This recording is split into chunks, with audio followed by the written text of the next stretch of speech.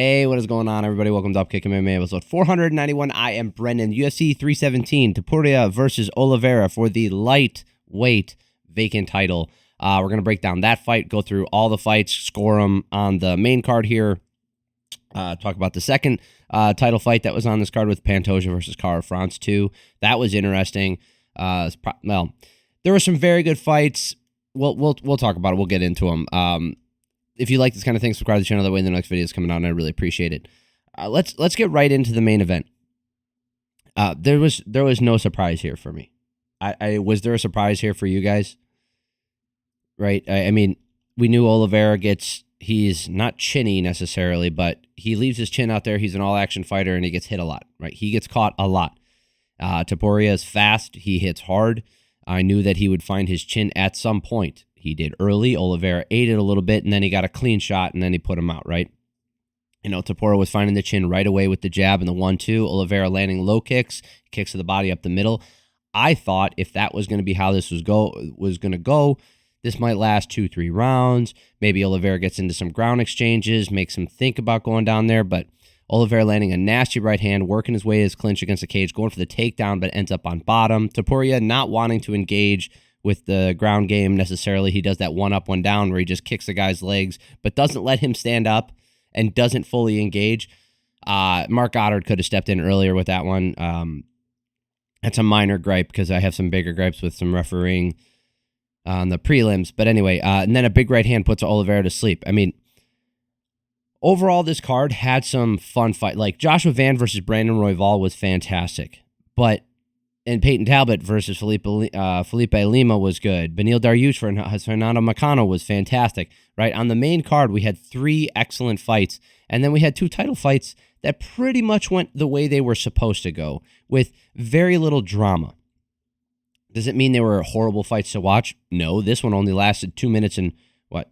Sorry, I didn't pull up the stats for you guys. This one only lasted 2 minutes and 27 seconds, right? This is a super fast round. Ilia Topuria landed 21, to Oliveira landed 9. There was a little bit of ground control, but you know, this ended fast, so there wasn't a lot of drama.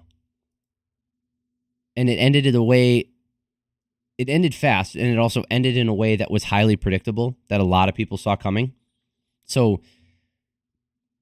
and it's for a vacant belt. It doesn't feel right. And then to top all this stuff off, Paddy Pimblett comes in the cage. There are so many people that should be fighting for this title. Obviously, Islam Makhachev is not the champion. But look who's number 1. Arman Tsarukyan. He should have been fighting for the title now instead of Oliveira anyway. All right, so there's that one. Justin Gaethje. He's on a 2-fight win streak. Anyway, he has more of a right to the title. Max Holloway is fighting Dustin Poirier, so the winner of that one could technically fight for the title after this, even though Poirier says he's retiring. Dan Hooker, right? Mateusz Gamrot, yeah, coming off that not-so-great performance. But anyway, you get all the way down to, Beneil Dariush at 9, coming off of a big win over Renato Moicano. Paddy Pimblett is number 8 on these rankings. Paddy Pimblett is number 8 on these rankings. And he got the cage time to face off. And then, you know, he comes in and Topuria pushes him and stuff and does all, whatever. I don't think they should be fighting. Right? I'm not mad that Paddy Pimblett's in the title contention. He's in title talks because he is in the top 10, despite what you think about him and his wins and who he's beaten and all that. Despite all that, his current ranking should not be disputed. Okay? That being said, there are plenty of people who are ranked above him that deserve a title shot way before he does. And then he could fight one of the losers or one of them in the meantime anyway. It's just going to fuck this division up. And Paddy Pimblett's relatively young. A lot of these guys are older. Max Holloway, older. Gaethje, older. Tsarukyan, he's relatively young. Poirier, retiring, older. Dan Hooker, he's right in the middle, I think, but he's been in the game for a little bit, older. Right? All these guys are older and been in the game longer. So Pimblett, this younger guy, is going to skip the line and force these guys to wait another 9 months, a year before they get a title, and then make them possibly fight another person. That's total bullshit. Don't do that. Don't do that. Ugh, I am not excited about that. That's what I'm saying. Like, it's what I expected to happen in the fight happened, and then not only did we not get something exciting during the fight, afterwards we got sidewinded by a freaking bullshit title fight or next title fight. I'm not excited about it. If you guys are excited about it, it's awesome. Like I'm happy for you. Like I think Paddy Pimblett is an exciting fighter. I think he's fun to watch for the most part. And like I said before, I think that he deserves his ranking and he should be in the top 10 right now, but he also should fight one more time before he gets a title shot. Anyway, let's move on before I just spend 30 minutes talking about this. Alexandre Pantoja taking on Kai Kara France for the second time, this time for the title. Again, I'll break it down, but we don't really need to go over too much of this. So Pantoja with the pressure, throwing hooks right away, gets to the takedown right to the back. Pantoja with the body triangle. He controls him. There's not a lot to break down there, right? Not a lot of damage to speak of in this first round, just 5 minutes of control time. 4 minutes and 45 seconds. Not a lot of striking. Clearly Pantoja 10-9. Second round, Pantoja just free to throw whatever he wants. Like, you can tell he's very open with what he's throwing because he's not worried about, getting a kick caught and getting taken down. He's not worried about any of this stuff. But he slows down in the second round. That being said, he always does this. He slows down in every single fight. He looks tired, but then he keeps the pressure on, and he's able to sustain this fight speed. And that's every single fight. They're always like, oh, the champ is slowing down. Pantoja's slowing down. It doesn't matter, right? And then as this round went on, Kai Kara France landed some really good shots, and he was able to apply some pressure, just not enough to get it back. He got outstruck here 29-22, clearly lost this round. Maybe if he keeps it on the feet, he can start winning. But the problem is he needs to win all 3 of these rounds. He's already lost the first 2. But then, Pantoja starts hot. He comes out sprinting. So this is what he does, right? He comes out in a sprint in the first part of every single round.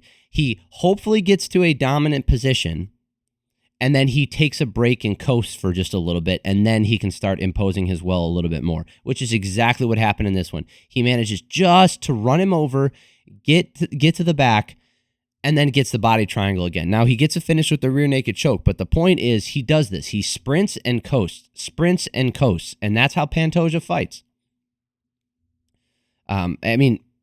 Was this fight fun to watch? Absolutely not. There was no drama. It went as expected. It was not exciting. What was more exciting was Joshua Van coming into the cage afterwards and doing a face-off and probably getting the next title shot. That's exciting. That's fresh blood in here, and it's a fun story. So, speaking of Joshua Van, Brandon Royval taking on Joshua Van. Boy, oh boy. This was fight of the night for sure. This was a contender for fight of the year. Just the amount of activity these guys had. Look at the amount of strikes landed in the second and third round. 87-74 and 86-78. Unbelievable. Man.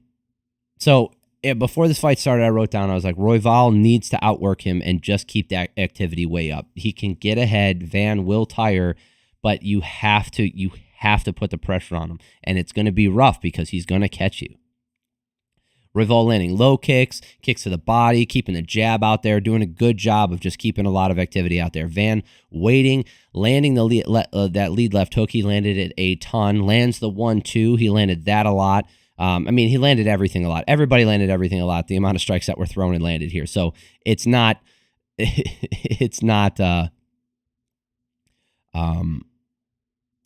just when I normally write these things, there's a lot less striking. This amount of striking does not happen very often. So when I say like, oh, he landed the 1-2, he landed it again. I could have wrote that 1,000 times in this. Royval was making this round pretty dirty. Van capitalizing on his clean strikes, right? So Royval's trying to get in there, mix things up, throw a lot of not unorthodox strikes, but the 5, the 6, the 7th strike by keeping the pressure on and just kind of losing his composure a little bit as Van, tries to go for that reset. He throws the 1-2-3, the 1-2-3-4. He'll go to the body with the hook or go to the body with the straight and possibly throw some leg kicks later on. But really what he was doing was bam, bam, bam, bam. And then he looks for a reset. Bam, bam, bam, bam. Looking for the reset.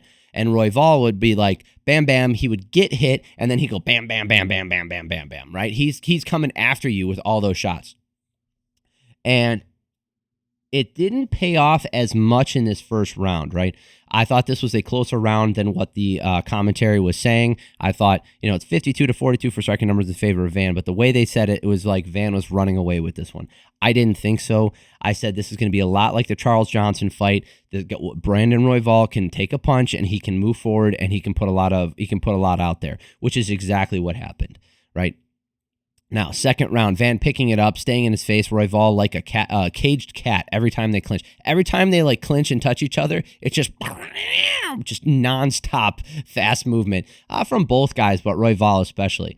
Royval's eating that right hand and then throwing his left behind it, and the volume and it's still volume versus power early on in the second round. And then the volume from Royval is starting to put it on Van. He's landing back. Royval's putting, Van's still landing. Van continued to land the entire time. He dug deep. He never quit. That being said, the volume and power were starting to be there for Royval. The jab from Royval was doing work in this round. And then round two, for sure, this was won by damage output. Royval won this one. Look at the striking numbers, 87-74, and the power was there for Royval. This was not just volume versus impact. Van landed 74 shots. That is nothing to turn your nose up at, but Royval landed more. He landed more damage. This for sure was his round. That's important. Keep that in mind as we go to the scorecards. Last round, Royval with the pressure and the volume this round as well. It's looking very much like round two. The fact that Royval is able to stay in there despite being countered is just putting him over the top. Like I said, he stays in there. He throws the 1-2, the 1-2-3, gets countered with the 1-2 or the 1-2-3, and then keeps going with the 4, the 5, the 6, throwing the 1-2-3 yet again. He just keeps throwing stuff, and that's when he's catching Van, and Van can't get a break, and that's how he outstruck him. He outstruck him 86-78. That being said, though, Van started digging deep near the end of this round, landing a kick to the knee. He just kept landing this side kick to the knee that knocked Royval off balance a bunch of times as he was entering. It wasn't allowing him to follow up with those strikes. Van knocked him down with 10 seconds left, and that's what took the round. Royval refused to back up. He just kept moving forward, and he eventually got caught enough where Van put him down, and Royval immediately got pissed. He's like, God dang it, because he knew that lost him the fight. That one punch from Van lost him the fight. That's the way it was. Royval was winning this round on my card. Now, that being said, let's look at the scorecards here because there's some shenanigans. Mike Bell, Ron McCarthy both have it the correct way, I would argue, giving Van the first and last round, Royval the second round. Clemens Werner was not going to give Royval this fight no matter what the fuck happened. It seemed like if Royval knocked Van out, he would still have found a way to give this to Van. Clemens Werner's full of shit. This is ridiculous. Right, I think Mike Bell and Ron McCarthy could possibly have given Royval that last round, despite that, without that last punch landing. Fantastic fight. Van looks great. I think him turning it up a little bit earlier in these fights has really benefited him. I think him staying active has benefited him. I think the fact that he's going to go fight for a title now at 23 years old or whatever is, it's fantastic. I'm excited for him. It's fresh blood. Like I said at the top of this, I'm really excited for him. So congrats to Van. Look forward to the title shot. Okay. Beneil Dariush taking on Renato Moicano. This is not how I thought this would go. I don't know how I thought, in my head, I just did not see this happening. Dariush coiling up and wanting to land that big left kick in that left hand. He lands that left kick to the body. He's landing it to the inside of the leg of Moicano. Moicano stalking, feeling his way into range. And those low kicks from Dariush are starting to add up. He put Moicano down in this first round with those. But Moicano drops him with a right hand. Dariush forced to shoot. Moicano gets to his back. Moicano took this round because of that shot. The striking numbers 22-22. Dead even. Dariush should have won the round, but got caught, right? That's on him. Moicano just found the button. Second round, I was like, okay, let's see how Dariush responds. Huge left hook from Dariush, and Moicano wants to grapple all of a sudden now. And then Dariush gets to his back, and then he repeatedly goes to the single leg and then to the back, and then gets the dump and then hits a double leg. He just relentless on him. And, not a lot of striking in this round. It wasn't the most exciting when it came to striking, but the grappling was relatively entertaining. There was actually some pretty high-level active grappling. 4 minutes and 46 seconds of control time for Dariush. Clearly his round. 19-19 going to the third round. Dariush lands a Superman punch right to begin. And here's the thing with Dariush. That left hand is going to come in. The left kick is going to be coming. And if you go to the ground with him, he's going to look for dominant position. He's going to look to stay there. He likes to be on top. He's a pressure passer. He's he's so good on the ground. He also is pretty savvy when it comes to the leg entanglements. He hits him with a double leg, gets to the standing back. 30 seconds left. Dariush way out in front of him. He finally starts to tire, and Moicano wasn't throwing stuff. He was just waiting too much this round. 26-8 in terms of striking numbers in favor of Dariush. Looking at the scorecards here, all three judges had it the right way. No controversy here. Even Junichiro Kamijo didn't fuck that one up. What does this mean for Dariush? Don't know. He says he doesn't care. I think he's getting up there in age. I wish he could fight for a title at some point, but his loss to Charles Oliveira was pretty telling. Don't know if that's ever going to happen. Payton Talbott versus Felipe Lima. This is for the beginning of the main card here. This one was entertaining in spats, right?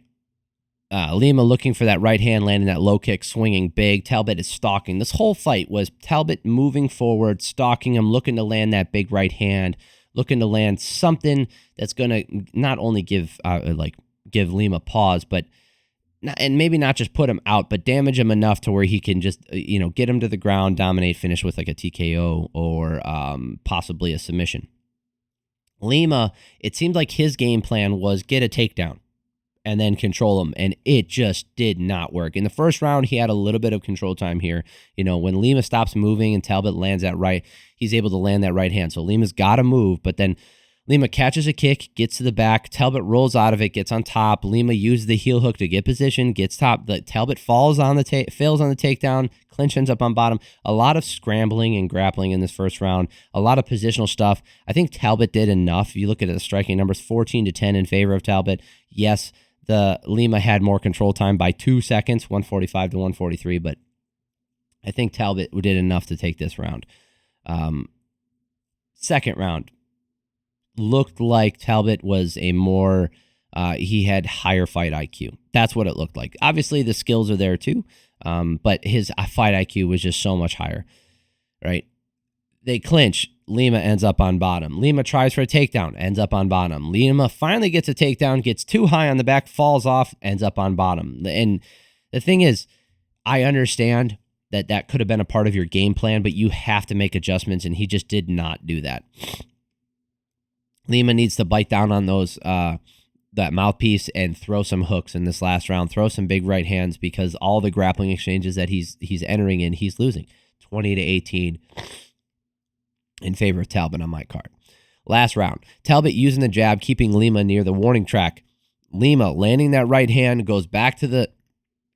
He did the spinning back fist like 3 or 4 times in this fight. Didn't work, right? Again, it's just the ability to make adjustments didn't seem like they were there. He kept defaulting back to something that might have worked one time where he feels comfortable with, and it was just getting him in trouble. Lima gets the double leg with 3:15 left.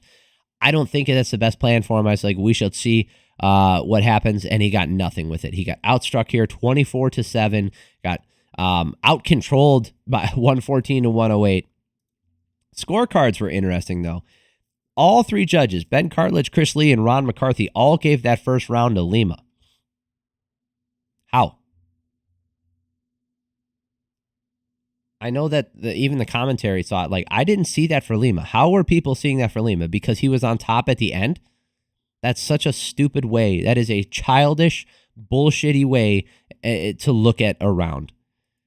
Talbott should have won that 30-27. It's good that he did. He got the win anyway, but that is horse shit. Anyway, moving on. I will be doing the prelims next. I appreciate y'all for stopping by. It means a lot to me. If you like this kind of thing, like I said at the top, subscribe to the channel. That way the next video is coming out. If you like this video, hit the like button. So hope you guys have an amazing week. Look out for the next video with the prelims on it. Love you guys. Peace.